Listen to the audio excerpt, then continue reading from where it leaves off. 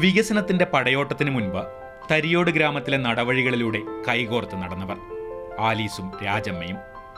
ഡാമിന്റെ പേരിൽ പറിച്ചു നടപ്പെട്ടവരുടെ പതിറ്റാണ്ടുകൾക്ക് ശേഷമുള്ള കൂടിച്ചേരൽ വികാരനിർഭരമായി.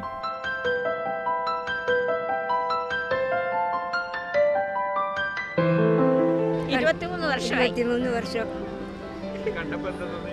കണ്ടപ്പോ ഭയങ്കര സന്തോഷം. ഇനി ഒന്നും കിട്ടാനില്ലെന്ന് തോന്നിപ്പോവുകയാണ്. ബാണാസുരസാഗർ പദ്ധതിക്കായി 1200 കുടുംബങ്ങളാണ് 1980കളിൽ തരിയോട് ഗ്രാമത്തിൽ നിന്ന് കുടിയൊഴിപ്പിക്കപ്പെട്ടത്.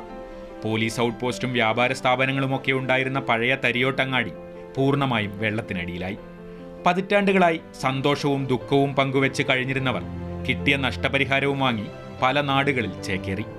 പലായനത്തിന്റെ നൊമ്പരങ്ങൾ പങ്കുവെക്കാൻ 3.5 പതിറ്റാണ്ടിനിപ്പുറം തരിയോട് SALP സ്കൂളിൽ അവർ വീണ്ടും ഒത്തുചേർന്നു. കുടിയൊഴിപ്പിക്കുമ്പോൾ സർക്കാർ നൽകിയ പല വാഗ്ദാനങ്ങളും ജലരേഖയായെന്ന് അന്നത്തെ തരിയോട് പഞ്ചായത്ത് പ്രസിഡന്റ് MP മുസ്തഫ ഓർക്കുന്നു. ഞങ്ങളുടെ ചില ആവശ്യങ്ങൾ ഗവൺമെന്റിന്റെ മുമ്പാകെ വെക്കുകയുണ്ടായി. അപ്പോൾ അതിൽ പല കാര്യങ്ങളും അംഗീകരിച്ച് നടപ്പിലാക്കാമെന്ന് അന്ന് ഞങ്ങൾക്ക് ഉറപ്പ് വന്നിട്ടുണ്ടായിരുന്നു.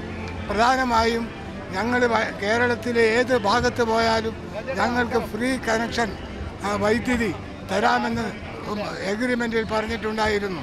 എന്നാൽ ഈ 1200 കുടുംബങ്ങൾക്കും വൈദ്യുതി കിട്ടിയില്ല. വൈദ്യുതി ഉൽപ്പാദനത്തിലൂടെയും ടൂറിസത്തിലൂടെയും ബാണാസുരസാഗറിൽ നിന്ന് കോടികളുടെ വരുമാനം സർക്കാരിന് ലഭിക്കുമ്പോഴും പുനരധിവസിപ്പിക്കപ്പെട്ട പലരുടെയും ജീവിതം ദുരിതപൂർണമായി തുടരുകയാണ്. ഈ പ്രശ്നങ്ങൾ ചർച്ച ചെയ്യുകയും സർക്കാരിന് മുന്നിൽ എത്തിക്കുകയും ചെയ്യണമെന്നും കുടുംബസംഗമത്തിൽ അഭിപ്രായമുയർന്നു. മാതൃഭൂമി ന്യൂസ്, വയനാട്.